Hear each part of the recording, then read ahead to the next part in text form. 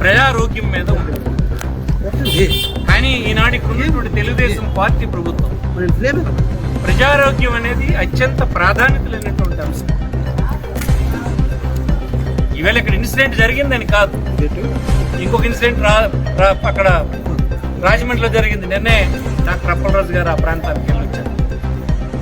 డిసెంబర్లో ఇదే పట్టణంలో బలగ ప్రాంతంలో జరిగితే ఆ ప్రాంతంలో ఏం చేస్తారంటే వీళ్ళు, మీరు ఎక్కడ పోతే అక్కడ పోండి. ఈవేళ కూడా ఇదే ప్రాంతంలో 100 మంది సుమారుగా డయేరియా ఎఫెక్టెడ్ పీపుల్ ఉంటే, పేషెంట్స్ ఉంటే ఎక్కడెక్కడ ప్రైవేట్ హాస్పిటల్లో అక్కడక్కడ చేర్పించారు. ఎవడి బాధలు ఆడు పడ్డమే. కానీ ఆడి డోర్కు మాత్రం మంచి ప్రభుత్వం అని ఇవాళ 3-4 చనిపోతే వాళ్ళ ఆలోచన ఏంటంటే, ఒక్కడు చనిపోయాడు, మిగతా వాళ్ళందరూ వేరే కారణాల వల్ల చనిపోయారని చెప్తూ ఉన్నారు ప్రభుత్వం సైడ్. కానీ ఆ ఇంట్లో చనిపోయినటువంటి భార్యని అడిగితే చెప్తుంది, గడిచిన 3 రోజులుగా వాంతులు విరోచనాలతో గడప దాటితేనే చనిపోయినాడు అనేటువంటి మాట చెప్తుంటే, మరి మన ప్రభుత్వ యంత్రాంగానికి మీరు ఏం ఆదేశాలు ఇచ్చారో పోస్ట్ మార్టం చేస్తారు. 100 మంది డయేరియాలో ఈ ప్రాంతంలో హాస్పిటల్లో ఉంటే చనిపోయిన 4 కేసులు ఇప్పటిదాకా రిపోర్ట్ అయ్యాయి. వాళ్ళ ఇంటంతా వీధులన్నీ ఊరంతా విరోచనాలతో వాంతులతో చనిపోయాడు అంటుంటే పోస్ట్ మార్టం రిపోర్ట్ మీరు ఏం చెప్తే అది రాస్తారు డాక్టర్. ఏం పోస్ట్ మార్టం రిపోర్ట్ వస్తుందో మాకు కూడా తెలుసు. ఎంత దిగజారిపోయిందో ప్రభుత్వం చూడండి. అంటే ఏంటి, ఇంతమంది చనిపోయారన్నటువంటి వార్తని ప్రజలకు తెలియకుండా ఉంచుదామన్న తాపత్రయమే కానీ ఆ కుటుంబాలను ఆదుకుందాం, మునుముందు ఇలాంటి ప్రమాదాలు జరగకుండా చూద్దాం, ఇది మన రెస్పాన్సిబిలిటీ అనేటువంటి బాధ్యత లేకపోవడమే. ఇవాళ మీరు ప్రత్యక్ష సాక్షాత్ మీరు అన్ని కెమెరాలు అక్కడే వాళ్ళ అభిప్రాయాలు విన్నారు. ఈ ప్రభుత్వం పూర్తిగా బాధ్యత లేకుండా వ్యవహరిస్తుంది. ఎంతసేపు రాజధాని అనే పేరుతో డబ్బంతా అక్కడ పెట్టి మిగతా రాష్ట్రాన్నంతా నిర్లక్ష్యం చేసే పని చేస్తూ అన్ని రంగాల్ని వదిలేసి, మీరు నమ్మరు, గవర్నమెంట్ హాస్పిటల్ పెద్ద హాస్పిటల్కి శ్రీకాకుళం పోతే మందు బిల్లు లేదు, మందు బిల్లు ఇచ్చే దిక్కు లేదు అక్కడ. ఇదేమో హాస్పిటల్, ఒక పెద్ద మెడికల్ కాలేజ్, సూపర్ స్పెషాలిటీ, కానీ మంచి ప్రభుత్వం స్టిక్కర్ మాత్రం వచ్చేస్తుంది అక్కడ ఎక్కువ పాడుకండి. యూరియా బస్తా రైతు వెళ్తే అడిగి యూరియా బస్తా లేదు. ఇంగ్లీష్ మీడియం చదువుకుంటానంటే ఆ పిల్లడికి చదువు లేదు. పేషెంట్ చేరుద్దామంటే పనిచేసే ప్రభుత్వ ఆసుపత్రి లేదు. ఏంటి రెడ్డి తీసుకెళ్తున్నారు మీరు? 3,30,000 కోట్ల బడ్జెట్ అని చెప్పి ఏం ప్రయోజనం అంటున్నారు?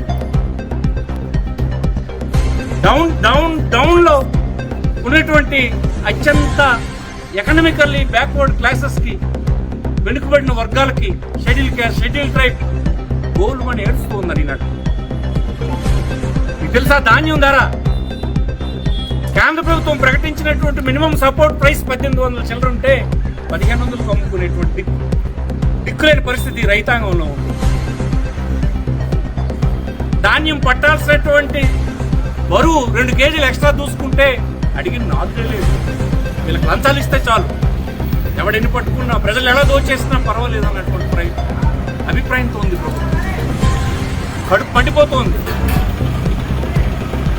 రివర్లో ఎక్కడికక్కడ డ్రింకింగ్ వాటర్ స్కీమ్స్ ఉన్నాయి. మేజర్ డ్రింకింగ్ వాటర్ స్కీమ్ 10 గ్రామాలు 15 గ్రామాలకు నీరు సరఫరా చేసి ఆ ప్రాంతంలో ఇసుక బెడ్స్ని తొలగించేదానికి ఇచ్చారు.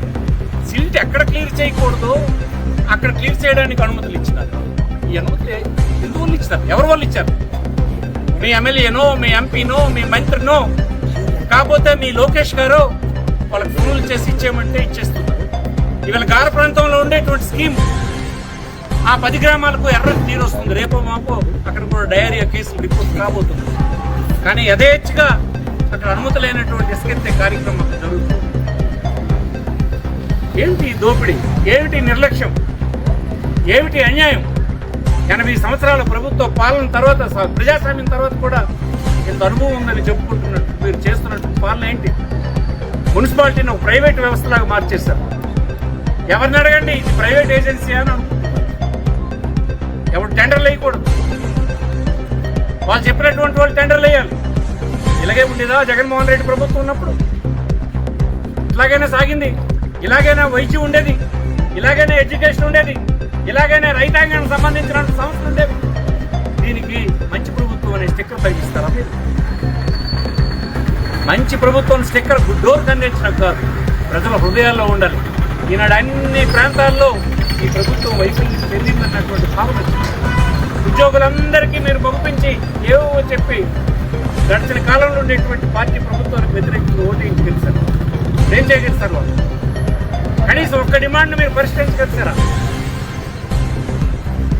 కనీసం గ్రామాల్లో ఉన్నటువంటి, పట్టణాల్లో ఉన్నటువంటి కింద స్థాయి పరిపాలన వ్యవస్థని గాలికి వదిలేస్తున్నారు.